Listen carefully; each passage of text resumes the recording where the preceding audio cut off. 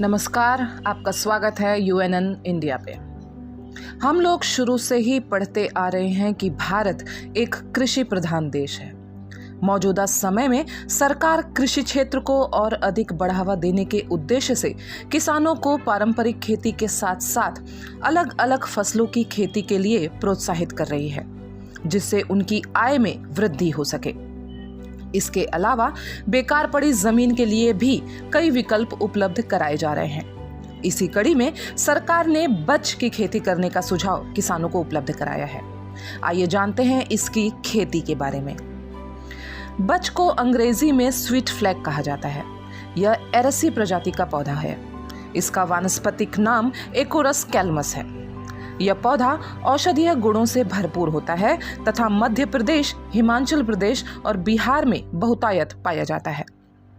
बच के तने को राइजोम कहते हैं। इसकी खेती के लिए राइजोम का ही इस्तेमाल किया जाता है। बच की खेती करने के पहले किसान को 2 से 3 बार जुताई करना जरूरी है और भूमि को दलदली बनाना भी आवश्यक है।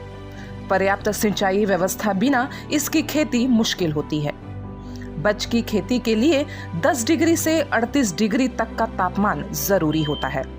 अत्यधिक गर्मी में इसके पौधे बढ़ नहीं पाते। बच की खेती के लिए बलुई दोमट मिट्टी उपयुक्त होती है। राइजोम को 30 सेंटीमीटर की दूरी पर रोपा जाता है। चूंकि इसकी फसल के लिए पानी की आवश्यकता अधिक होती है, इसलिए बरसात शुरू होते ही इसकी रोपाई कर देनी चाहिए। अच्छी फसल के लिए गोबर खाद या कंपोस्ट खाद डालना जरूरी है। 8-9 महीनों बाद इसकी फसल तैयार हो जाती है और जब इसकी पत्तियां पीली पड़ने लगती हैं या सूखने लगती हैं, तब पौधों को जड़ समेत जमीन से निकाल दिया जाता है। राइजोम को नुकसान न हो, इसका खास ध्यान रखा जाता है।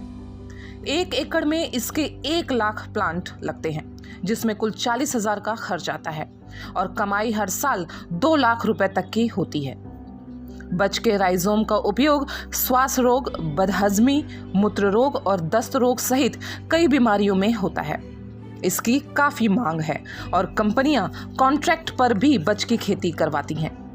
दिल्ली, बेंगलुरु, हरिद्वार, टनकपुर और नीमच सहित देश की अन्य मंडियों में बच की खरीदी बिक्री बड़े पैमाने पर होती है।